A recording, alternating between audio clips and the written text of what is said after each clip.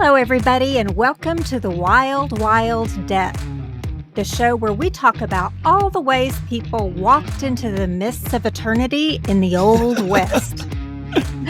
Each week, we spin the wagon wheel of untimely demise, and whatever manner of death it lands on, we tell you a story about it. I'm Leslie Sedali. I'm Susan Busa-Leshner. And I'm Jack James Busa. I love the mists of eternity. Sounds like an amazing vacation spa destination. Sounds What sounds like you're up fantastic. in Pacific Northwest with all Yes. the fog, the The mists of eternity. Oh, you haven't been to the mists of eternity? It's great. Hope you can get a ticket. Let's get into a story. Leslie, would you please spin the wagon wheel of untimely demise? Yes, I will, Susan. Here we go. Spinning. Let's see where this wheel stops. Okay, can't wait. Big money, big money. Okay. Oh, interesting. Death by questionable medical practices? Ooh, we haven't had one of those yet. No, I have a story for that. Ooh, good. Oh, okay. San Francisco, May 14th, 1856. The Pacific Express office. A group of doctors squabble heatedly. On a makeshift examining table in front of them lies crusading newspaper editor James King of William. He's just been shot, but the doctors can't agree on a course of action. This story is called The Bullet and the Sponge. Oh my God. Okay. Yeah, it sort of sounds like a 1970s sitcom. Like, these two should not normally be together. The Bullet and the Sponge, like a cop show, and those are their names. Like some sort of weird, fairy tale from Germany. Yeah, und Bullet und Sponge. The sponge. Und Spongenheim. Meet Hansel and Gretel. Yeah, it's a crossover episode. Okay.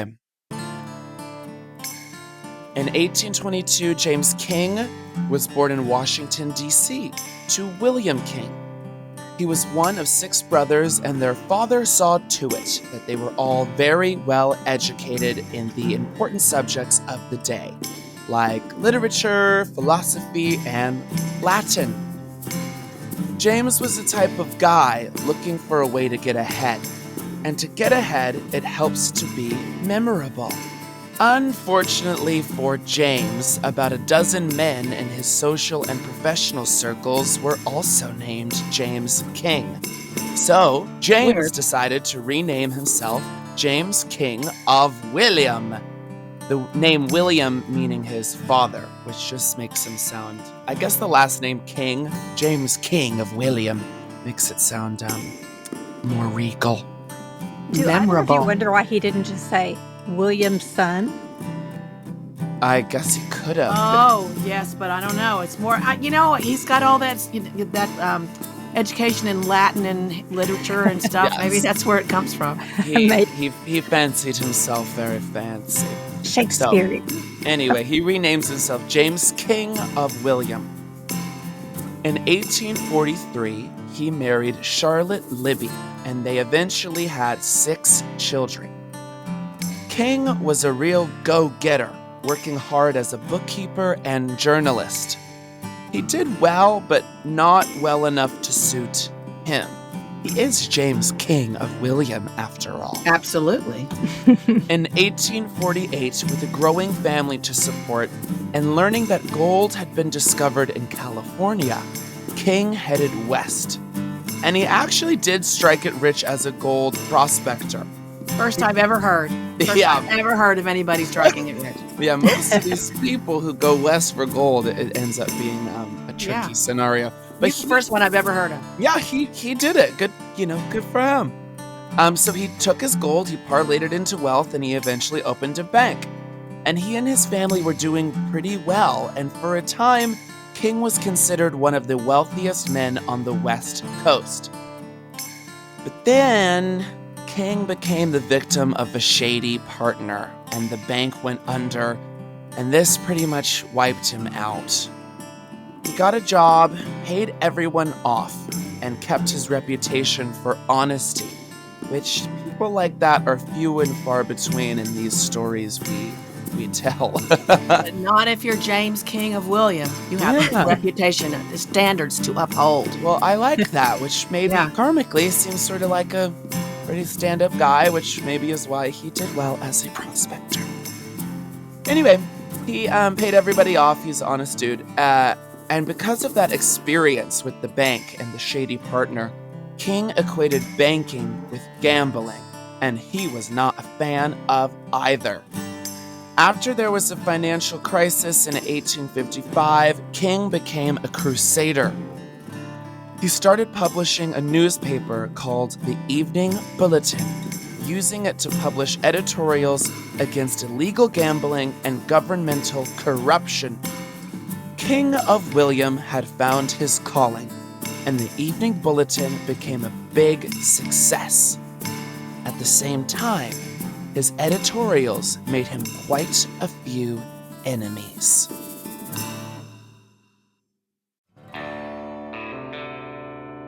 On May 14, 1856, King of William published an editorial denouncing a city supervisor and rival newspaper publisher named James P. Casey, who was known to help rig elections. King of William printed evidence of Casey's criminal past. He had been an inmate of Sing Sing prison in New York, convicted of grand larceny. Ooh. That's not good at all, yeah. This obviously did not sit well with Casey at all. That same afternoon, Casey confronted King of William as he passed down Montgomery Street. Casey asked King of William if he was armed, and then immediately drew a pistol and fired.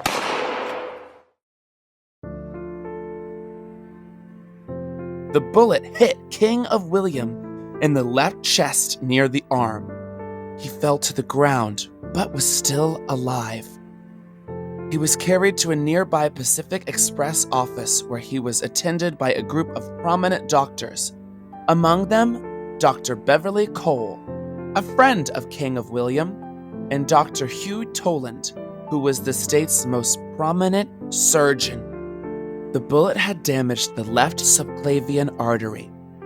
The left and right subclavian arteries are located below each collarbone and supply blood to the neck, head, and arms. At that time, surgery wasn't sophisticated enough to repair the artery, but the doctors had to find some way to plug the wound. On top of this, a new idea called germ theory wasn't yet commonly accepted in 1856. Germ theory means that disease, illness, and infection were caused by invisible to the eye germs. But during the 1850s, the predominant explanation for disease transmission in America was still the miasma theory. Miasma theory believed that diseases were caused by bad air emanating from decomposing organic matter. Many doctors still believed in the miasma theory, and this influenced public health policies and medical practices, including sanitation and quarantine measures. So, like, miasma theory means, like, things smelled bad, and so that's why you would get sick? Yeah, it was like, oh, that's decaying, that's gross, the air is bad, you're probably going to get sick from it, which isn't, like, completely wrong? Untrue, but it, like, it's sort of crazy to think, because now we're just like, oh, there's germs, like, you get it, like, I wouldn't think twice about it. It seems so logical.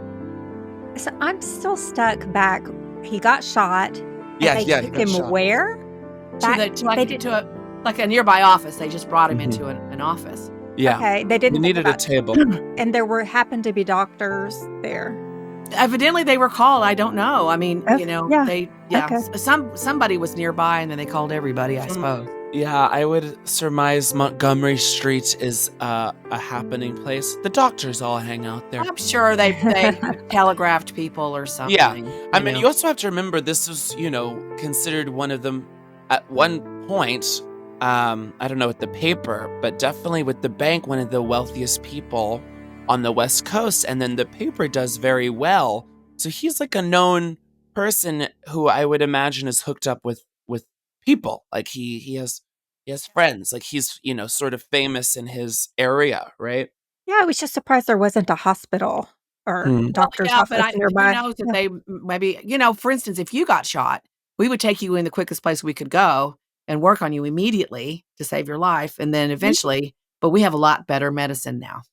Well, we That's true. take you to the hospital right away, but there's ways of, I don't know. They would work on Life, you on the ambulance. life sure was different in 1856. Yeah. Indeed. Okay, so we get to the office, and there's about 10 doctors in the room, and they're all hovering over King of Williams, and they all manually inspect the wound. A heated debate around over how to proceed occurs. The first doctor who arrived on the scene to take care of King of Williams was Dr. R.K. Nuttall. He suggested plugging the wound with a large sponge to resolve the bleeding. Dr. Cole was horrified by the idea and argued hard against doing this. Yeah, I'm on team Dr. Cole. I'm on team Dr. Cole, but you have to remember there's no germ theory, so the sponge is totally fine. What do we do? Let's just stick something in it. And The logic is the sponge will absorb the blood or whatever. I don't know. It just so crazy. Dr. Cole is like, do not do that. That is a horrible idea. Please do not put a sponge in this man's body.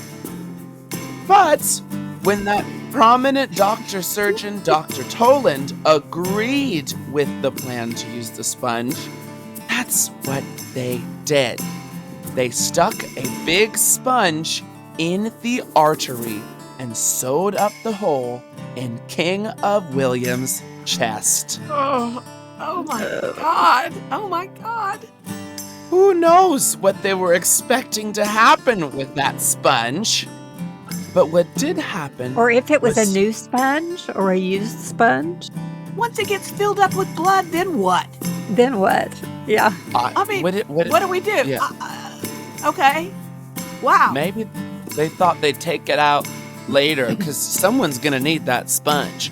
There was someone around there that was like, they used my best sponge to put in that man. Yeah, I'm sure. It just, what?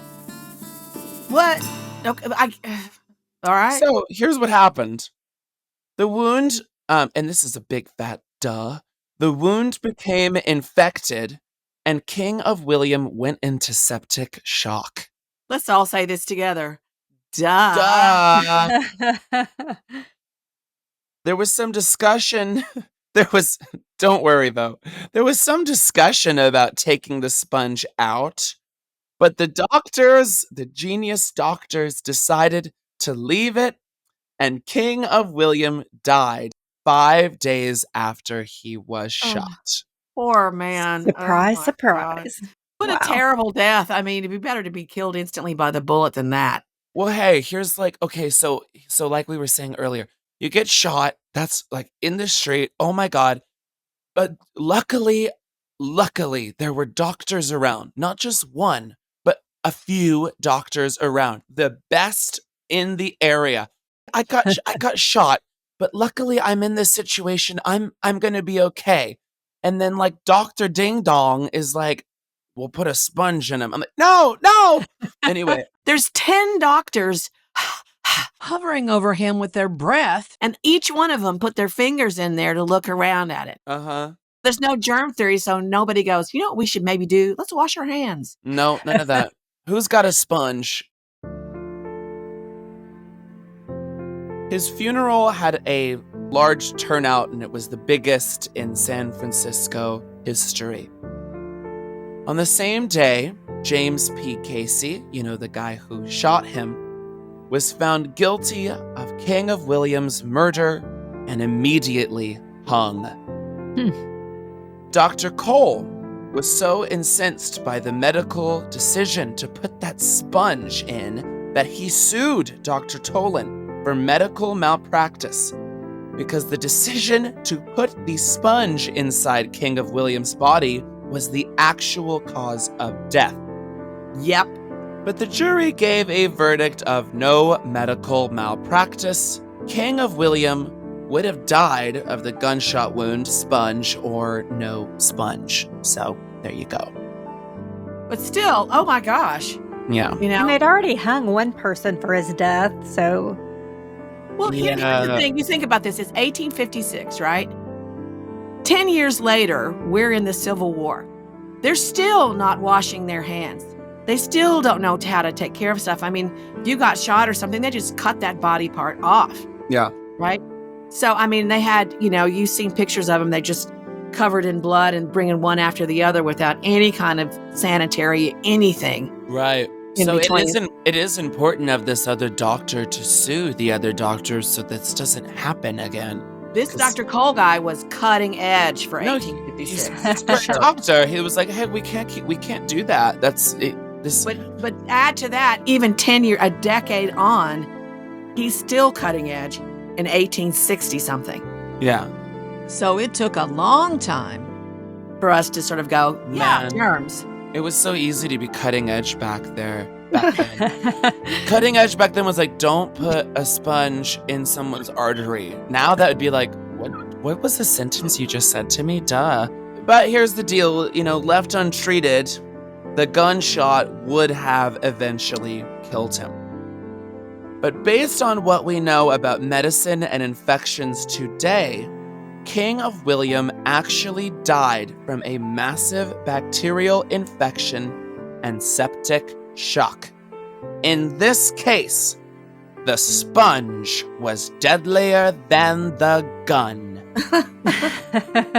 Side note, in 1864, Dr. Tolan founded the Tolan Medical College, intending that this medical school should, quote, spring into usefulness and become an ornament to the city and an honor to the state, end quote. As fate would have it, Dr. Cole was the dean of the school when it was transferred as an unconditional gift to the University of California in 1873. School's mascot was a sponge. No, yeah. I was going to say it must have sponged into usefulness. Yeah, into usefulness. It's like, again, it's like we say all the time. It's a miracle anybody survived. Yeah, it's true. If you get sick, you must have breathed some bad air. Come on into this small room and breathe all of your bad air, and we'll all get sick. It's just. It's amazing that it took so long for people to figure this out. It just really is. Well, in another, 100 years, there'll be whatever version of podcast they have then, and they'll be like, can you believe they used Advil or something ridiculous? Yeah, they'll be, can you believe there was a podcast?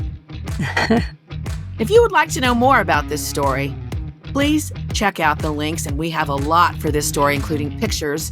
Check out the links in our show notes and follow us on social media at The Wild Wild Death. Thanks for listening. See you next time. And adios, muchachos.